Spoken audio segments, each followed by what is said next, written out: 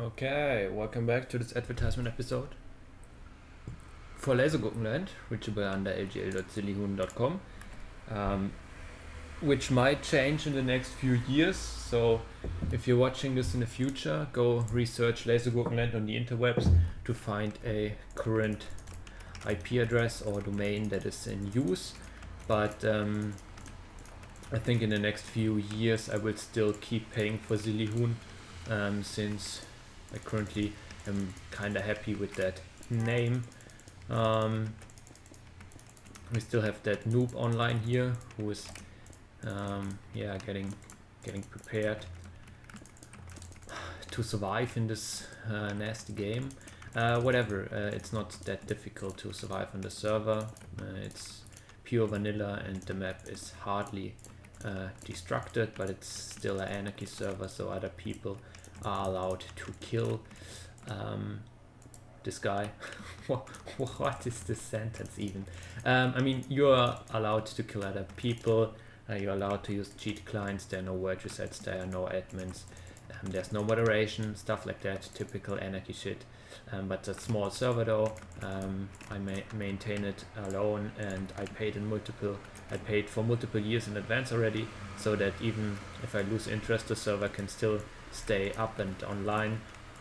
And that is to give you some insurance that the server will not go away after a few weeks, which might be in the interest of you guys. I don't know what your Minecraft server fetishes are. Is it fetishes? Fetishes, yeah. English pronunciation on point.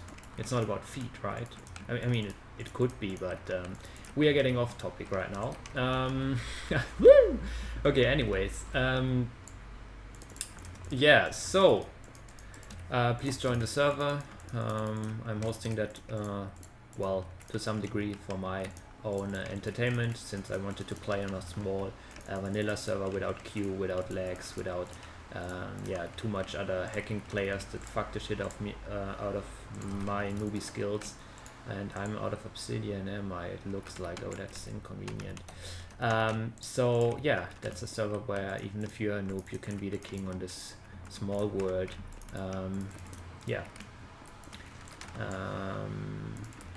So please join.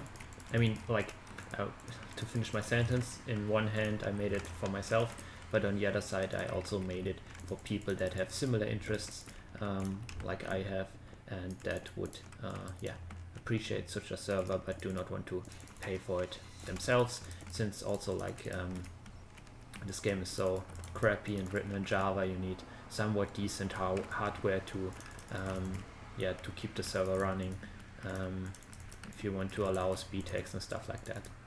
I mean, it's not, I didn't like change anything to allow hacks more, but it's just vanilla without anti-cheat, so it's possible to get some speed hacks and fly hacks running here that then like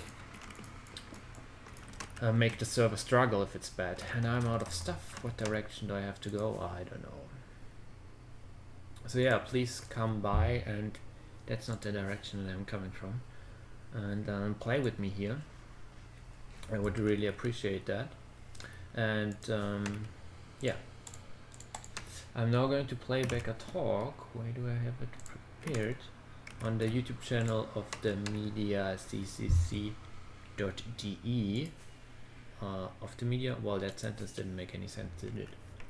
Anyways, so it has the title Yosha. Okay, that's a weird name. Yosha, from computation to consciousness. What a tricky word to read. Consciousness. It's from 2014. It has 1,000 views. I'm like watching all the old videos now in the recent episodes, if you haven't noticed. And this is the first one with over 1,000 views from 2014. So let's see how that is going on. Maybe it's some crazy good stuff. But the other ones were also pretty interesting, even though they didn't have many views. I mean, whatever. Okay, so if you're interested in that talk, go check out the original even if you're not interested in the talk, go check out the original instead of watching it here on, what did I do? I don't know what happened. Oh, I did it again. Instead of watching it, oh, that's here in, without the video and stuff like that, I can highly recommend you to check out the original instead. It's linked in the description. And other than that, I would say let's get right into it. Should I? Who placed this dirt? Was it me? Probably. Now we have a mix of blocks. Do we even want to go that high? I mean,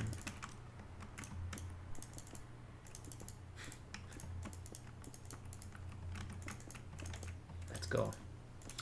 Yeah. Did I introduce everything correctly? I hope so. I'm now going to play back the talk.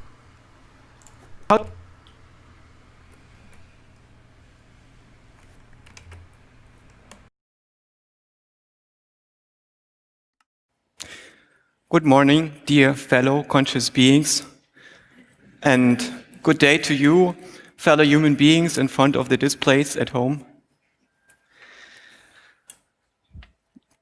I would like to talk about 4 basic questions. Actually, probably I'm not able to answer them completely today, because they're sort of the first questions that we have. Might not be quite true. I think the first questions that we had as humanity was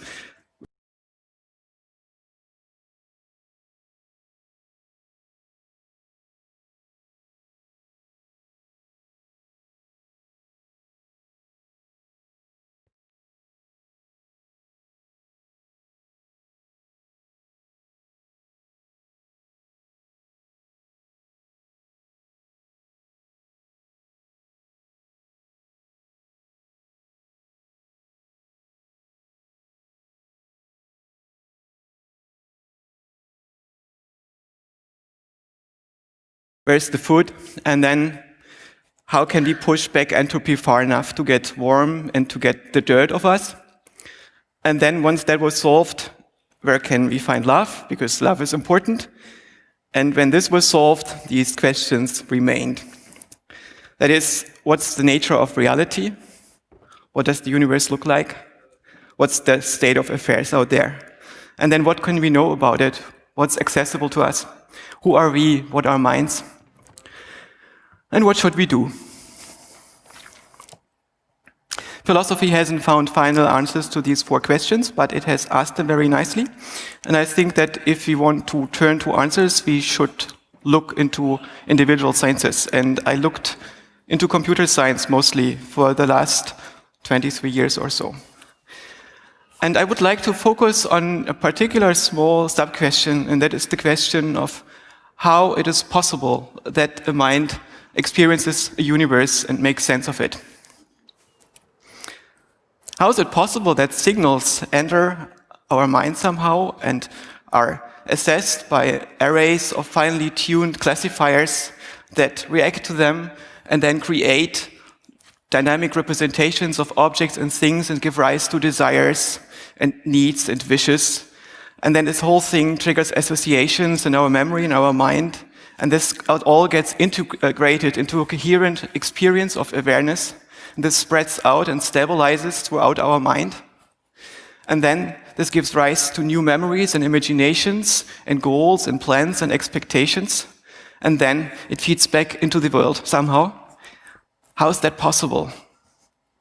I think this is basically the most interesting questions of all. Reality is not given directly to us. The only thing that we get from it is appearances. Or as Husserl said a bit more than 100 years ago, we get phenomena. And somehow our mind is able to turn these phenomena into ideas and concepts that Husserl called noema. And the process by which he does it is what he called noesis. We cannot really say much about the state of affairs out there beyond the fact that it's able to yield phenomena, appearances. And because we cannot say anything definite about how the structure of the universe really looks like, Husserl said we shouldn't say anything about it, we should just shut up about it, and he calls this epoche.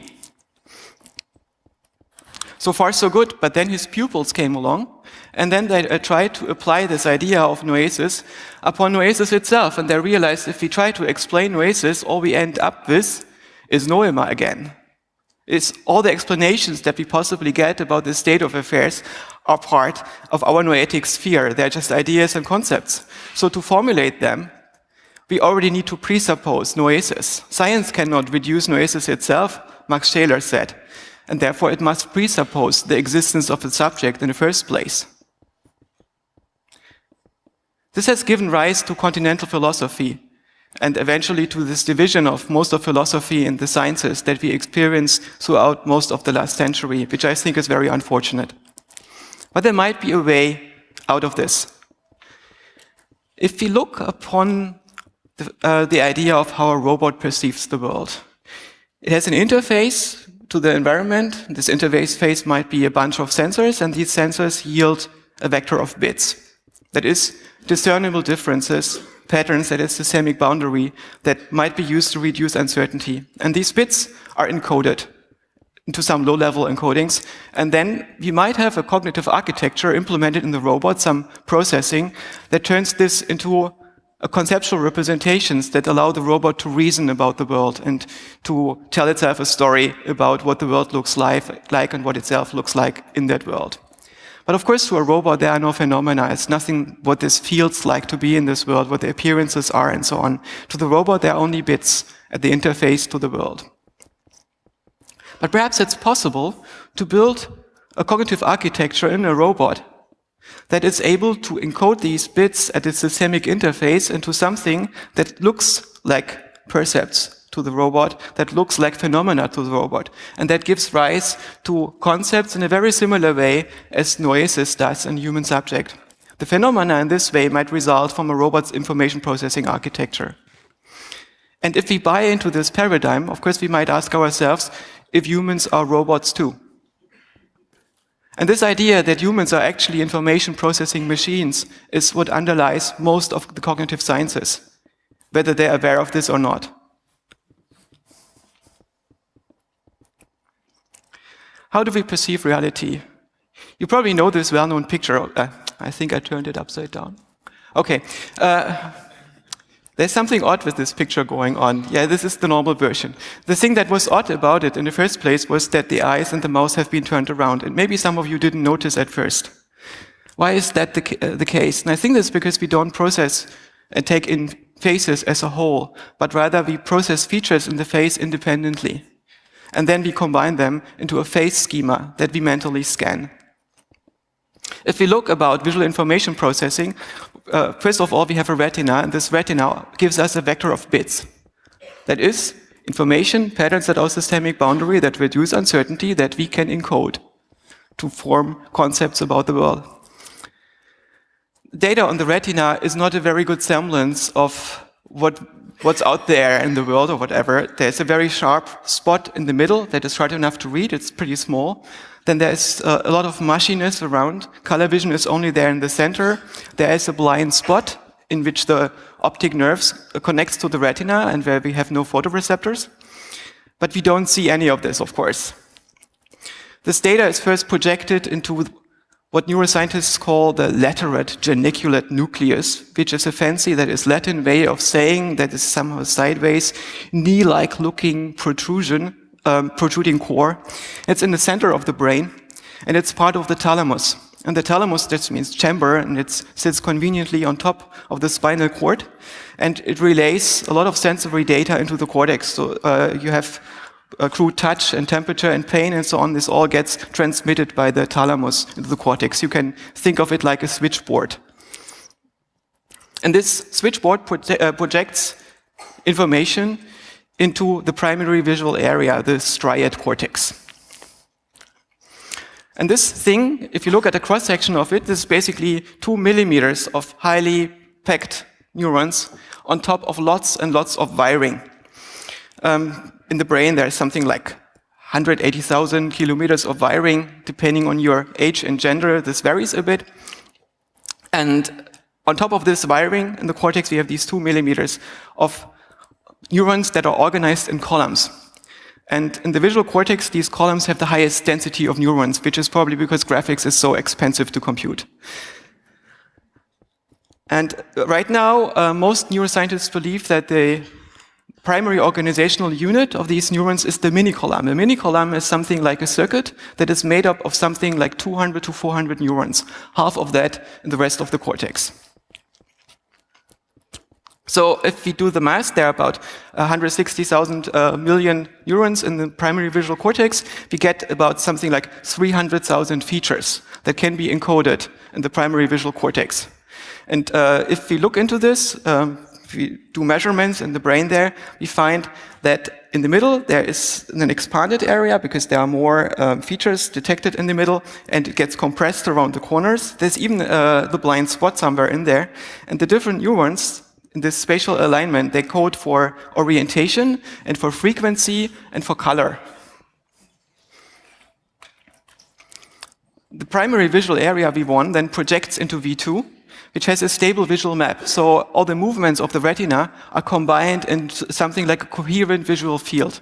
It is somewhat stable. It also has more complex patterns and textures. It also projects into V3. And in V3, in the visual area 3, we have color and some motion direction. And into V4, we have simple geometric shapes. V4 we have mostly looked at in non-human primates. People probably have an equivalent to that.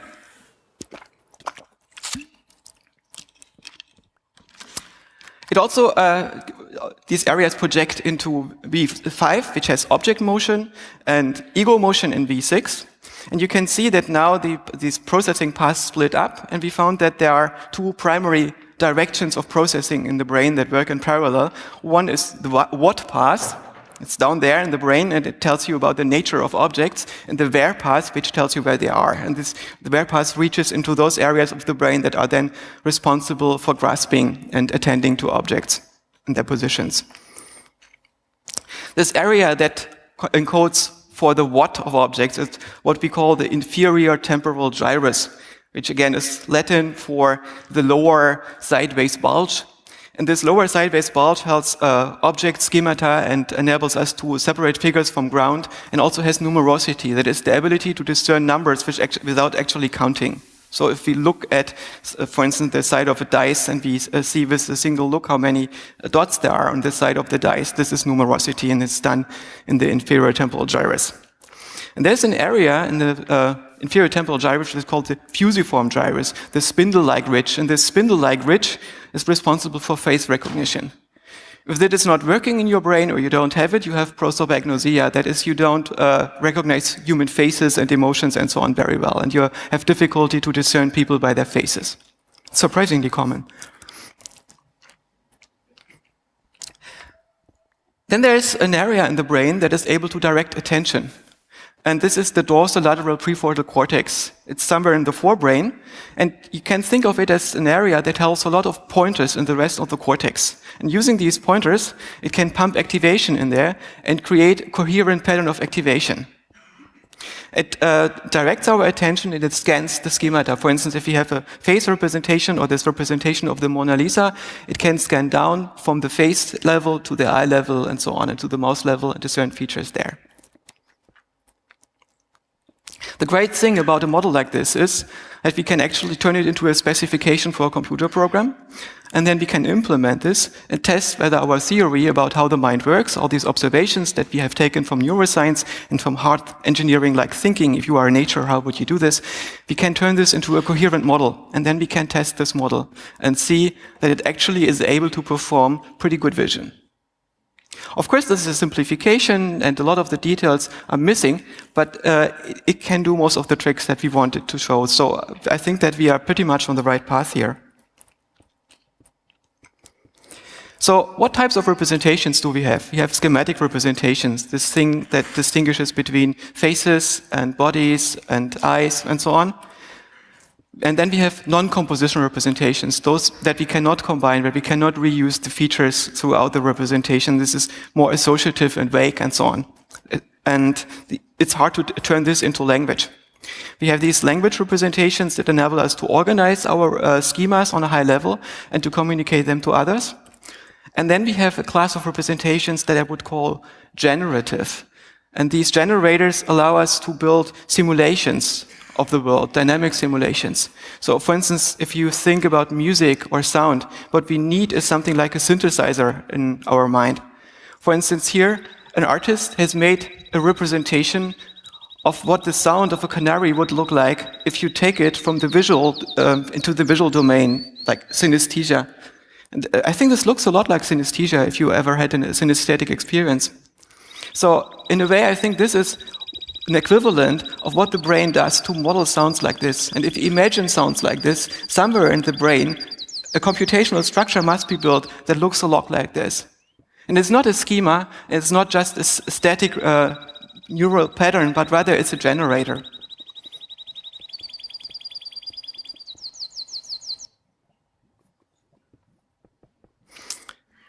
The difference between a perceptual representation and an idea is that the perceptual representation is tagged as being verified somewhere in the sensory area. So it gets projected down as a hypothesis into the sensory areas of the brain and the nervous system, and then it can get a verification. And when it's labeled as verified, our brain takes this as being real versus being an idea. So if we try to generalize this, we have the dorsolateral prefrontal cortex that somehow accesses distributed hierarchical representations. And these hierarchies of distributed representations are picked out by the attentional selection. Usually, most of the time, there is a superposition of many alternative interpretations. And it's very hard to translate this into language.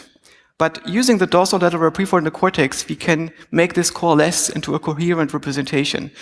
Imagine you have superimposed images, so superimposed photography where you have different layers projected onto the same image. We are still able to discern the different layers. And this is because we can direct our attention onto a part of the representation and then make it coherent by suppressing those parts that are not compatible with it. And this intentional filtering is orchestrated, apparently, by the dorsolateral prefrontal cortex. And this bottom-up, top-down perception extends down into the sensory perceptual areas. That is, we get predictive attention and motor control that allows us to pick stimuli from the environment, to verify our hypothesis, what's actually being the case, and then as a result, we get back filtered representations that form these intermediate stage. Not all of our representations have sensory grounding, of course. Our world model and our self model have some sensory grounding. In proprioception, for instance, or in visual perception, but our mental stage, where we can freely manipulate ideas, does not. And our memories, of course, don't have any more. You could also see memory, by the way, as something like visual perception or something like a perceptual process, where you ask the memory what hypotheses are true, and as a result, you get back object abstractions and episodes that happened in the past, and procedural memory, which tells you how to do things, and templates, frames that allow us to interpret the current situation. The sensory perception basically is an interface to the universe. The universe gives us here bits, and we use those bits, encode them into the mental stage, into the world model, self model, and so on. And at the level of attentional awareness, we are able to perform symbolic operations. That is, we can do conceptual thinking based on these representations by manipulating them. In dreams, something interesting happens, because we don't have access to our sensory organs anymore. And what would normally be the output of those lower level sensory areas gets replaced by pretty much random noise. And this random noise then is encoded in the same way as the sensory data was encoded before. So we get something that looks like a world model and a self model, but it looks pretty weird. Thankfully, our long-term memory formation is turned off during that time too, so usually we don't remember this. It actually might be a useful process. Maybe some links are getting strengthened and we find new associations and so on, and some housekeeping is being done on the mental representations. So the purpose of dreams is not completely explored and fully known, but I think the nature of dreams is caused by the effect that the lowest level is replaced by random noise. If we do meditation, we can completely tune out this interface to the universe if we want to. We also can turn out the framing of mental representations in terms of the templates that we have acquired in the past. So we get more awareness of what's actually the case. And if we go very, very deep into meditation, we can even turn off the model of self. How is it possible that we can be conscious without a self? I think that's because our self is not identical to our mind. Our self is also not an agent. Our self is a representation. It's a story that the mind tells itself about what happens with it in the world. And we need this story to do high-level learning on what we do in the world. Because, for instance, if we play ping pong, we need to react very, very quickly in the course of a few 10 or 100 milliseconds, and this doesn't leave enough time for cortical processing. But this reflex arc is unable to determine whether we've just won a match. To decide whether we won a match of ping pong and use this as reinforcement learning to improve our moves, we need to have this high-level story. And this high-level story is what we perceive as the self. Likewise, will is not what drives our decision-making, but rather the will is a representation on the level of the self. It's a representation of the fact that somewhere in the mind, a motive has been raised to an intention, that we have committed to do something. And free will is actually a social notion. It means that this decision could have been influenced by discourse, by cognitive thought, by conscious thought, and by talking to other people. So free will is actually a social notion. It determines whether we can be made socially responsible, discursively responsible for our actions. So, what's consciousness then? Is it a behavior? It's tempting to say, because, for instance, if you have this mirror test that's quite famous, if consciousness, for instance, is the ability to recognize yourself in a mirror, this is observable behavior. Psychologists love observable behavior. So they took a lot of animals and humans and put marks on their faces and put them in front of a mirror, and then they test whether they were able to recognize themselves in the mirror and thereby prove that they have a concept of self and consciousness. Difficulty there is that it's actually not a test of consciousness, but it's a test of your ability to recognize that the mirror shows your body surface, a test that I might fail on a bad day. And then relate between that mirror image and your body, and then be able to care about this. For a long time, people thought that elephants don't have a concept of self because they don't remove the marks on their faces, before people realized that elephants usually don't care about marks on their faces.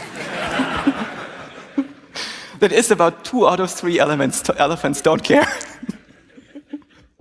Also, dogs fail this test, and maybe dogs fail this test because they recognize each other mostly by smell and by hearing, and not so much by vision. So this is not a really good test for consciousness, and because it's neither necessary nor sufficient for consciousness to be able to recognize yourself in the mirror. Maybe it's something else entirely. Maybe it's the awareness of what happens in our mind. I think it's a pretty good idea that John Locke had.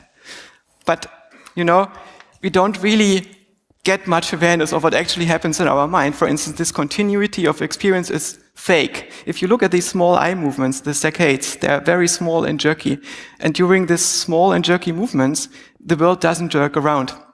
How does this work? It works because our brain blanks our vision during those movements. It also blanks our vision during blinking most of the time, so the world doesn't turn black and bright again. And yet we perceive this as a continuous stream of experience. So somehow this story of this continuous experience that I have with you, this visual experience, is a fake. It's being stitched up into a coherent experience. Then came Giulio Tononi, who suggested that consciousness is something else entirely. It's something that is emergent over the integration of information in your brain.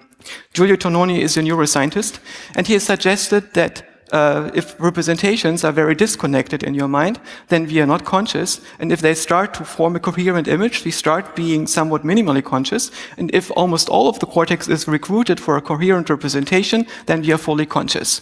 The beauty of this is that we can actually measure this, and we can come up with information theoretic measures, which he calls phi. And phi somehow stands for a degree of consciousness that a system can have. The drawback of this theory is that we can build a very trivial computer program that has a very, very high phi and is obviously not conscious. So I think it's a good idea, if you look for consciousness, to look for large coherent representations. So somehow that's necessary, but it's certainly not sufficient. I don't think it's a very good idea, but it's a much better idea than earlier neuroscientists had, like Wolf Singer, who suggested that consciousness is a 40 Hertz oscillation in the brain. I think neuroscience is really coming along here. I think that consciousness is actually a set of functions. It's a suitcase term that stands for a bunch of very different mechanisms. And these mechanisms are qualitative. They need to be present. If these mechanisms are missing, we are not conscious. So it's not just emergent in some magical way, but rather it's a bunch of things that the brain needs to do. And for instance, it needs to create a local perceptual space and experience of where we currently are. We need to have access to perceptual content. We need to have a current world model, which also includes the things that we are not currently looking at. We have to have some directed attention, and this attention can either be focused or wide, or it can be inward or outwardly directed, but it needs to be there. And we need to have access to our concepts and simulations and linguistic content and so on in the mind, be able to follow along on connections that it has, so we have this stream of consciousness. And we need an ability to create new concepts and to manipulate them. And we need to be able to put them onto a mental stage and observe them on that mental stage. If these features are missing, I think we are not conscious. We need to have these features. Of course, there are different states of consciousness, and these different states of consciousness have different functionality. For instance, during dreaming, we don't have access to our outer perceptual data. We don't have access to our motor functions. We don't have access to agency, so we cannot control what we do in dreams. Except in lucid dreams. In lucid dreams, these are somehow an intermediate stage. We get additional functionality that bootstraps our agency, so we can have goals and plans and reflect upon what we do to some extent, but we still don't have access to our bodily experiences, and we don't have access to our muscles, except maybe the eye muscles. And so we move around in our own mental cyberspace during a lucid dream. And of course, we are conscious in that state. Then we have a bunch of competencies that are nice to have. Things like the ability to learn from experience, or the ability to create intentional models of other agents, or the ability to create mechanical objects of processes in the world, and so on. If these things are missing because you have a neurodegenerative disease, or because you're a very small child, you are still conscious. But you could argue that you are conscious to a lesser degree. Then there's meditation. In meditation, you tune out some of your abilities and you get access to new functional mechanisms. And you can learn, for instance, to control voluntarily some parameters of your physiology or of your cognition that would normally not be accessible. And then, of course, there are the altered states of mind. For instance, states of psychosis or of psychedelic states, in which you also have access to different mechanisms and lose access to others. So in the middle, we have this core consciousness, and we have a bunch of functionality that may or may not be present. And consciousness, in this sense, is really a big set of functions. And it's similar to love. Love is also a set of overlapping states that are given rise to by different mechanisms. For instance, a need for closeness, or a need for affiliation, or a need for caring for others. And all these together form this big compound that we call love, but it's actually a set of very different mechanisms. Love is important.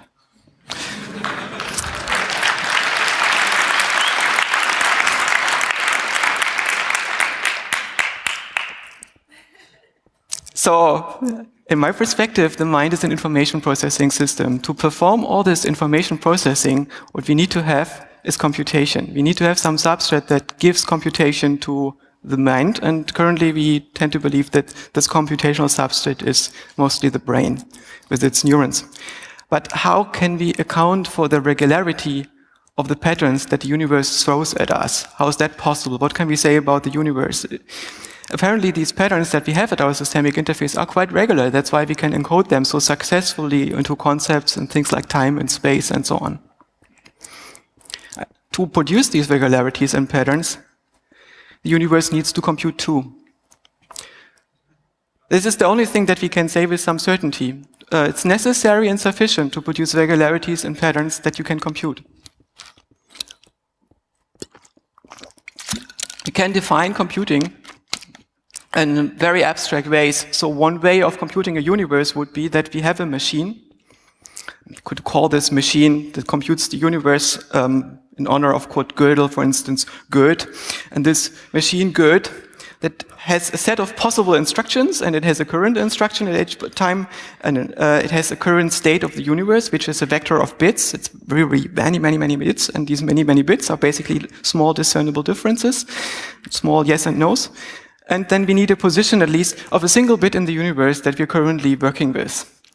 And each instruction has this format that it takes a bit at this current position, and depending on the value of that bit, whether it's 0 or 1, or yes and no, we write in a new bit at this position, and then we advance one position to the right or one position to the left, and then we pick a new current instruction. And that's it. With this, we can define a Turing machine. And there are many other ways to define computation. For instance, we could use multiple bits at each position, and we can write or read more than one position with one instruction. Or the transitions between the instructions, that is, between the different states of good, that could be probabilistic. Or we could have one good at every position of the universe and not move them at all, but rather have them be static and just read the positions of the neighbors, the data from the neighbors. In this case, we define a cellular automaton. And all these different approaches to computation can do the same stuff. Some of them much faster than others, but who cares when you are inside the universe? What we just saw is something like a dualist solution. In this dualist solution, we have two computational substrates that are separate, and the mind can read data from the universe, but it cannot write it back. And this has some drawbacks, because it means that nothing that you experience can be causally relevant for what happens in the universe. This is called epiphenomenalism, and it's a bit inconvenient. A way to get out of this would be to make the universe somehow duplicate the equivalence of some states of your mental processing. This is called occasionalism in philosophy. But why should the universe do this? So a solution is to have the mind as part of the universe, to embed it into the universe, and let the universe compute the mind. Because the universe is computed in its own computational substrate. It can do computation. That's why it can throw all these nice regular patterns at us. It can also compute the mind. So we can have nested computational systems. Like, for instance, we can build a computer from redstone blocks in the game Minecraft. And so, for instance, in this game of Minecraft, it's powerful enough that we can build a computer with a display and inputs, and it's powerful enough to play games on it, but very slowly.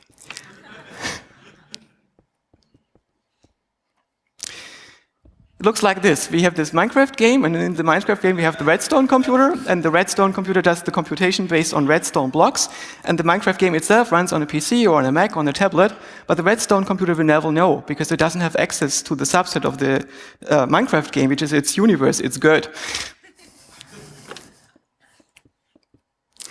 And this is pretty similar to our current ideas of physicalism. Physics is sort of the science that tries to find a possible implementation on of how the universe does its computation, so it can produce the observations that we can make.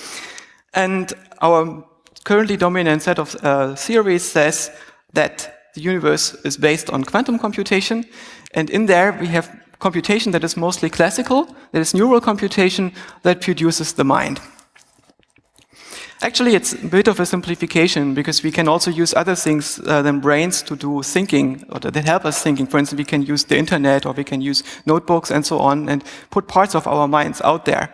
And in a more general sense, what the universe uses to perform the computations that are happening in our mind is it increases entropy to allow us to build structure. To think, to compute, we need to create structure. And to create structure, we need to reduce structure somewhere else. That is, we increase noise. And if you have a universe that is maximally noisy, there can be no more cognition or computation in it. That's why we need to push back entropy. Entropy is the enemy. It could also be the other way around.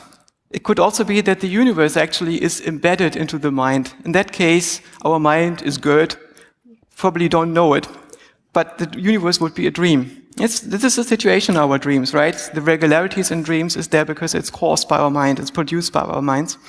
And there is no way to disprove that we currently could be living in a dream, right?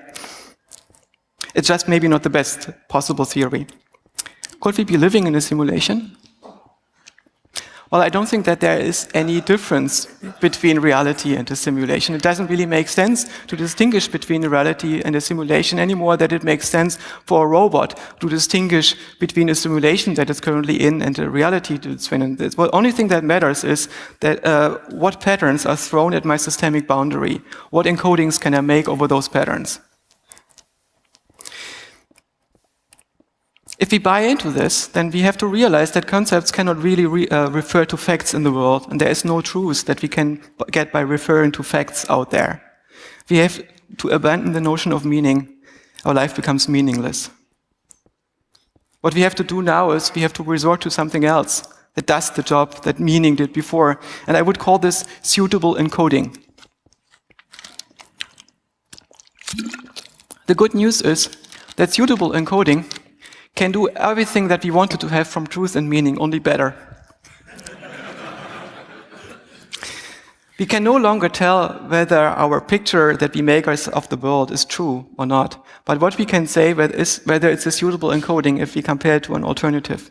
It doesn't work all of the times, but most of the time it works. So most of the time we can find a criterion that tells us that this encoding is better than another encoding.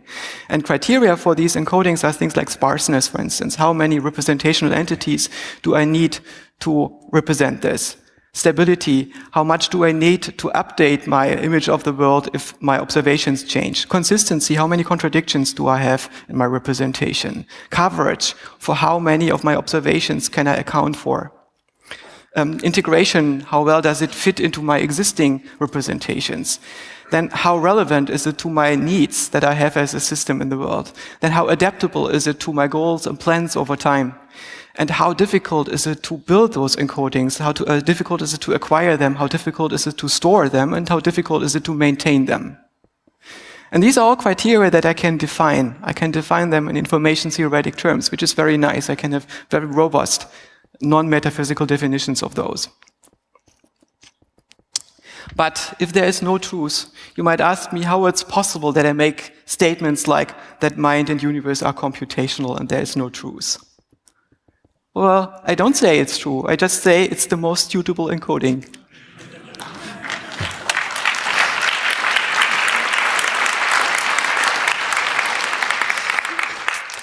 So, to come back to our 4 big answers, to our 4 most suitable encodings. What's the nature of reality? I think that's the universe produces patterns at our systemic interface. Information, little discernible differences that reduce uncertainty. And computation is necessary and sufficient for that. What can we know? Well, information. And we can encode this information into percepts, into concepts, into simulations, into worldviews, into culture. And who are we?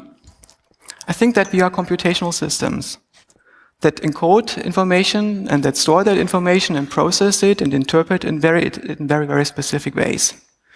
And we can find out details about this class of computational systems that we call minds by doing models of those, computational models. And these are called artificial intelligences. And I think it's super important to build them to find more about the state of affairs, about what minds are, what we are, how our relationship to the world is.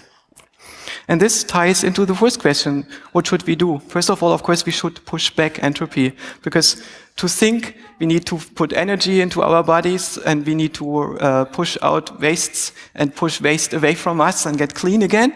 And then we need to laugh. And if we have still time, I think we should build artificial intelligence.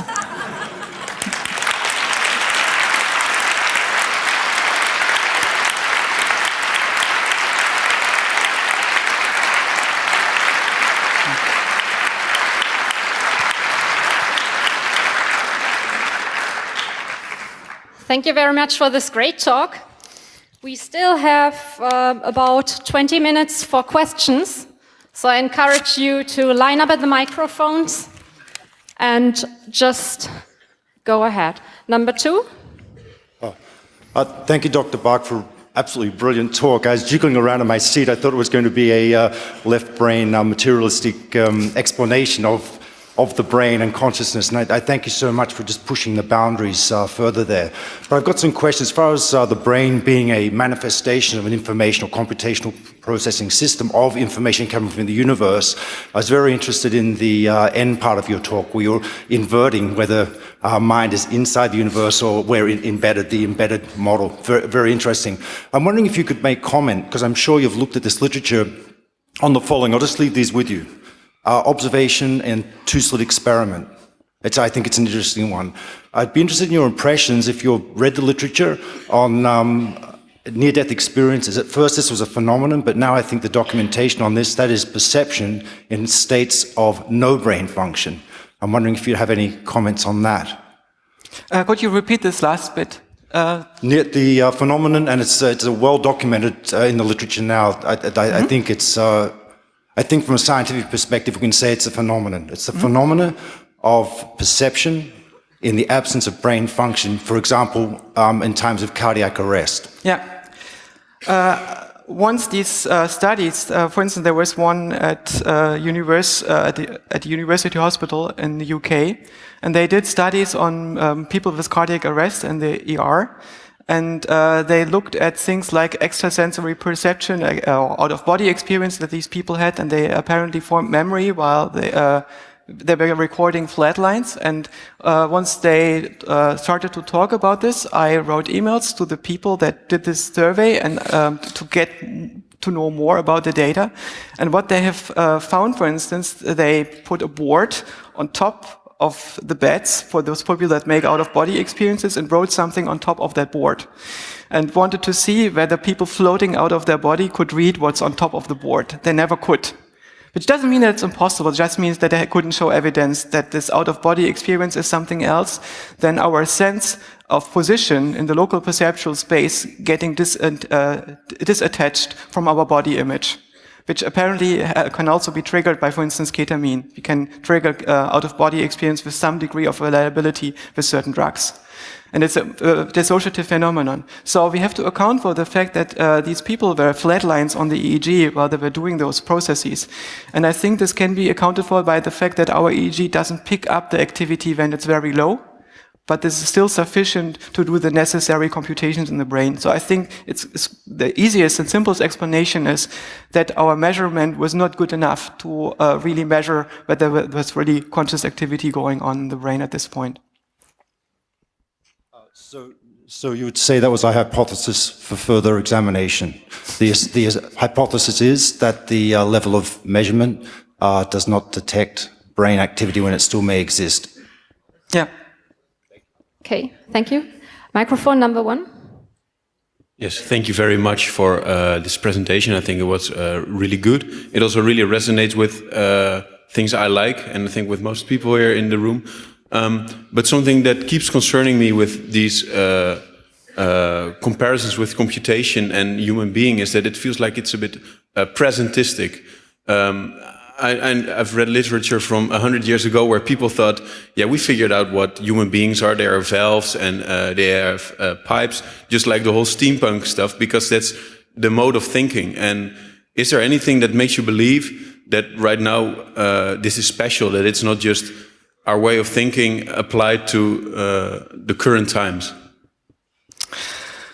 Well, the number of thinkers that existed in the pre-modern age compared to the number of thinkers that exist in the modern age is pretty small. And the thinking of the pre-modern age is mostly available, at least those parts that we know, of course, which is tautology, to our current thinkers.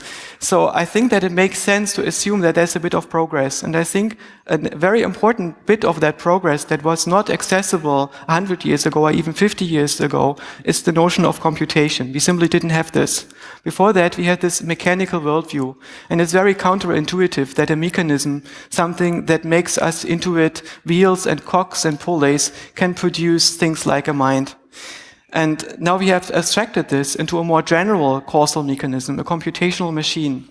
And this mechanism that the world provides is only incidental. It's only important because it is able to produce computation. And this notion of computation, in my view, is pretty watertight in the sense that it can account for the fact that the mind is an information processing phenomenon, and we can actually prove properties about this. So we got these nice abstract and synthetic concepts about how minds could be implemented. And I think that even in an idealistic universe where mind is primary, we would have to account for the fact that the mind is able to process information that is somehow appearing at a systemic boundary. So in some sense, it's a general theory. But as experience shows, better theories tend to come along. It just appears to me now, right, that this is a pretty watertight theory and a paradigm that is going to carry us very far. Thank you. And Thank you very much. I believe that it's a much better model still than what we used before, but how can we say that it is? And you would say that it's a suitable representation, probably. But yeah, you mentioned computation that still can emerge from mechanical systems, of course. We can make fully mechanical computers. So would you then say that the mind emerges from the physicalities of the body? If we admit that emergence is not a thing out there, but that emergence is actually a relation between different systems of description, then yes. So in a way, the universe is providing us with a causal system that is somewhat insulated from the causal structures of the universe itself. And within that computational causality, we can be minds. Okay, thank you. Next is a question from the internet. Hello? Okay. Do you think if we could build a machine that more or less works like the human brain and give it the necessary sensory input, would it become conscious by itself? Yeah, I think that consciousness is a set of functions. If these functions are implemented in the system is going to be conscious. If these functions are missing, then the system is not going to be conscious. All these functions are information processing mechanisms. I think that we can disassemble them, that we can research them, and then we can combine them into a coherent whole. I think it might take many decades, and I think that it might take many more decades than we have civilization left on our clock. But in principle, it's possible, and I don't see why not. Thanks. Next from 4. Thank you very much for your challenging talk here. I totally agree with the love thesis and with the, let's say, monist point of view. But at the moment, I think we have to accept that if the universe, it's a basic feature of the universe to create consciousness, whatever consciousness might be or not. But at the moment, we have to accept that are living systems who have cognitions and, for example, volitions. And if you look at the basic construction principles of living systems, you have a violation of the Russell theory of types. Seen from the point of the DNA, a protein is an operator and the DNA is an operand. And seen from the point of view of a protein, the DNA is an operator and the protein is the operand. You cannot get that logical. So my question is, do you think that our actually available formal concept of math and logic is sufficient to lead to a really constructed artificial intelligence? Yeah, I think so. Computation is a true subset of mathematics. Mathematics is more language in which you can produce statements like, for instance, Russell's antinomy, and these statements need to be meaningful. Computation is basically those part of mathematics that runs. Okay. And I think that we need to build computational models. So in a way, I'm arguing for a new kind of philosophy, a subfield of analytical philosophy, which is the part of philosophy that could be expressed in a formal language. I'm arguing for a philosophy that is computational, that relies on theories that actually run. But, okay, they rely on theories which run, but you have a broken hierarchy in living systems. And every computational system is a hierarchical system, not a heterarchical one. So, how can you solve this contradiction? I think this is simply because this idea of hierarchy and heterarchy are conceptual ideas. They're not parts of the territory, they're parts of the map. And in many cases, these descriptions break down. They're just not suitable encodings anymore. And so we have to refrain from concepts that are tempting. For instance, the concept of autopoiesis is in that category, because they seem to be a good idea at the time, and then we try to make our ideas of the world conform to this idea that is almost right until it breaks down. So we shouldn't be invested into those concepts. We should pick concepts that work. And I think in those cases, we have a description of our domain that is not working, that is breaking down at some point. So we really need to find a new description. So with autopoiesis, I agree with you, because it's not a formal concept. It's a narrative concept. But there are formal concepts which are non-hierarchical, and at the moment they are not, I'm sad about that, they are not scientific mainstream. For example, polycontextual logic by Gotthard Günther. Yeah. I also agree that we probably need to develop better formalisms to describe a lot of things. Mathematics is an ongoing area of research, but I'm not sure if we need completely new paradigms. So I think more work needs to be done. Thank you for the question. Okay. Next is 2 and then 3. Thank you for the really beautiful talk. As an engineer, I accept everything. As someone, as a psychonaut and someone who studies philosophy, I have issues. I think it was Alan Watts who said that trying to define yourself is like trying to bite your own teeth. And I think it's the same with consciousness. I think consciousness is a little bit more fundamental than this. In quantum mechanics, you have, you need a conscious observer to manifest matter from energy, right? No, I don't think so. I think that the observer in quantum mechanics and the observer in relativity and the observer in cognition are very different entities. The observer in relativity, for instance, is a system that could interact with another system. The observer in quantum mechanics is a system that actually interacts with another system. An observer in cognition is a conscious system. And I think these are entirely different notions. I was under the belief that you need a conscious observer to manifest matter. I don't agree at this point, because I don't see why you would. I think you need to have a system that interacts. Quantum mechanics is a theory on a possible implementation of the universe, and at no point in the formulas of this theory, because it's just a bunch of mathematical formulas, or rather computational formulas, that tell us how this is implemented, does it state that there is consciousness. What do you think about E is equal to mc squared? C being the speed of light. I think consciousness works on light. We think in the form of light. I think light is the currency of consciousness. I think that's very poetical. It is poetic, and it's really metaphysics at this point, because I have an issue with people who like to discount anything that's beyond empirical as foolish, because what is empirical? Empirical means we have a limited set of tools based on the knowledge that we have now to demonstrate certain things. And it's always changed as our species have evolved, right? That does not necessarily mean that just because we can't measure it, that we say, hey, this is not true. Instead, as real engineers, as real scientists, we should maybe, take it into account and maybe, come up with stuff that could make it empirical. So the issue that I have as a psychonaut is that you try to scope down consciousness into a set of empirical models, and you try to say that this is consciousness. Like, you take a JPEG image, a 640 by 480 image. In it is the possibility, if you permute the faces of every single person, everything that has happened, everything that could not have happened, that JPEG image has the capacity to show, right? The problem is that we can't do it because we don't have computing systems that can deal with the beauty of infinity.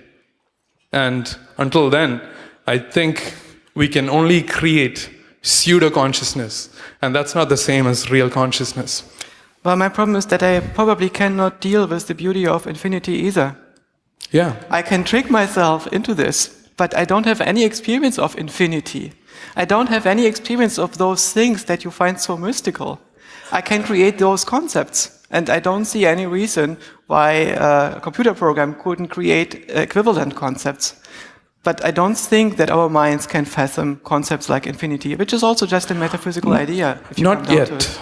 right? We are constantly evolving as a species, right? We like to think that we are the apex of evolution. We're not.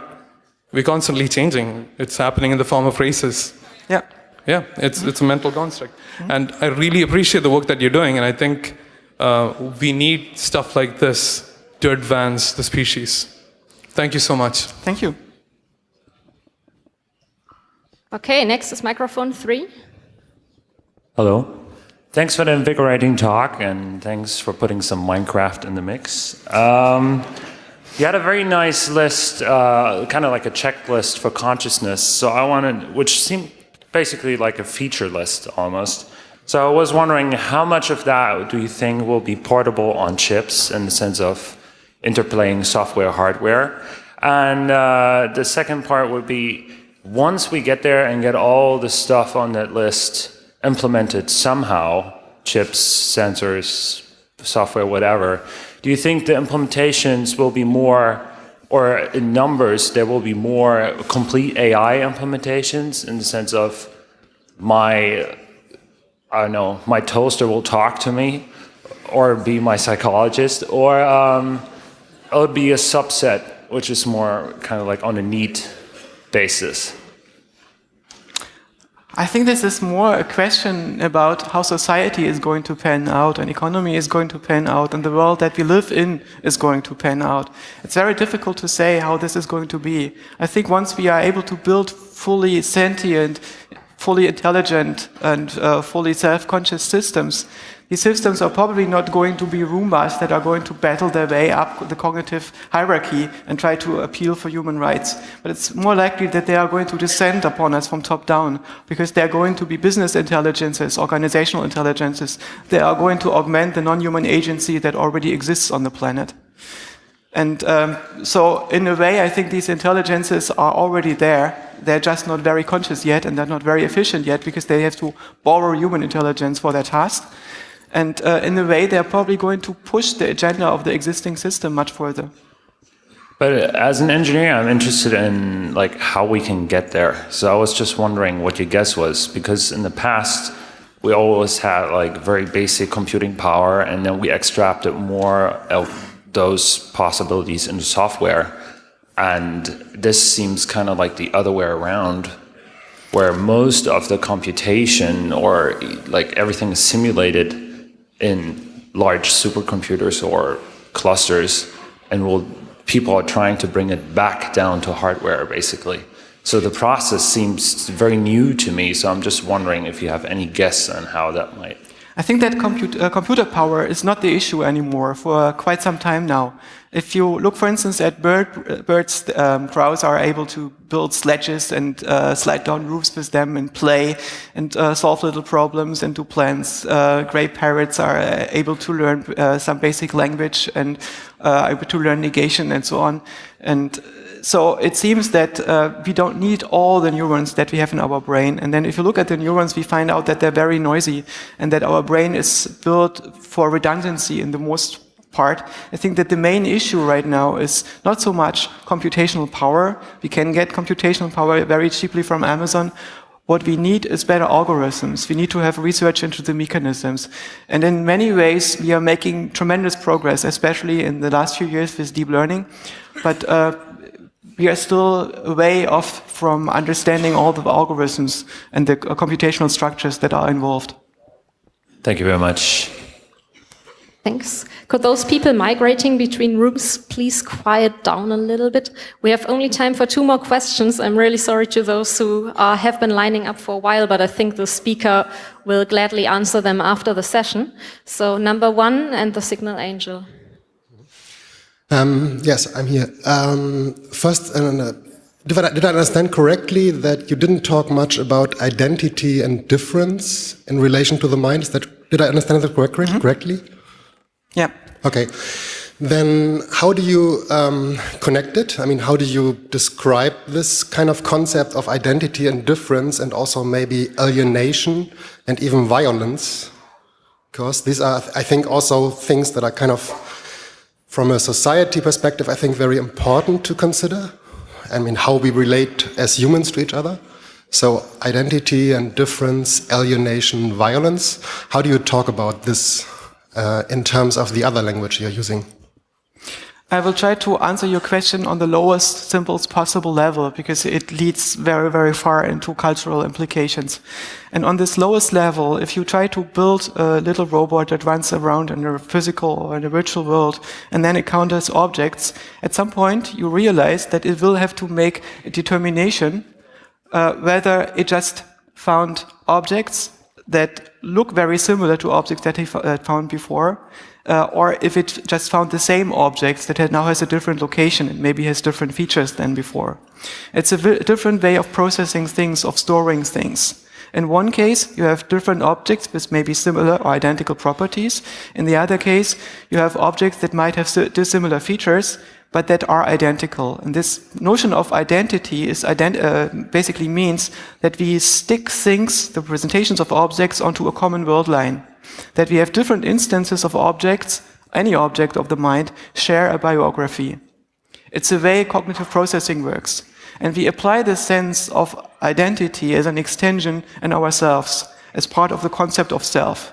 The concept of self in the simplest case might be the set of features that is somehow always with us, that is always accompanying us and always mostly accessible to us, whereas there are features that are changing all the time. This is what we call the environment.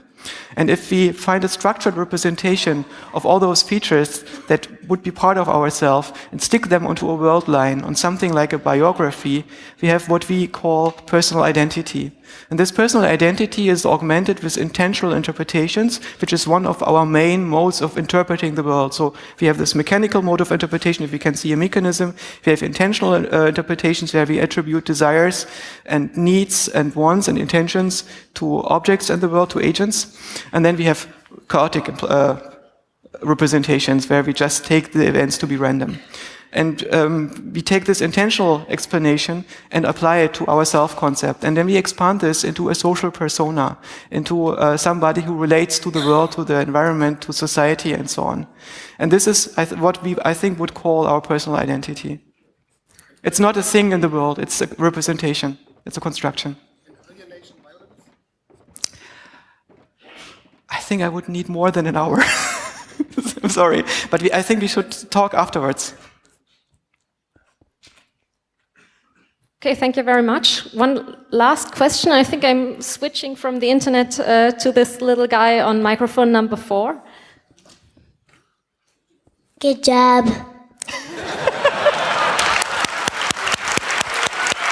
Thank you.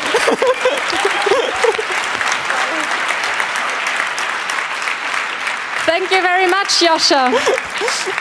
Thank you too. Thank all of you. It was very pleasant.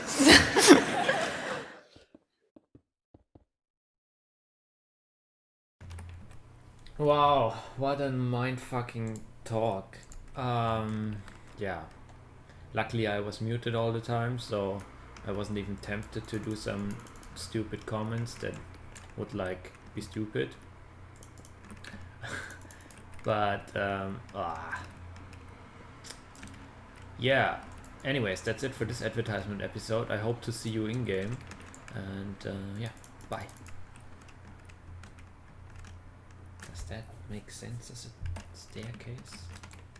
Not really, huh?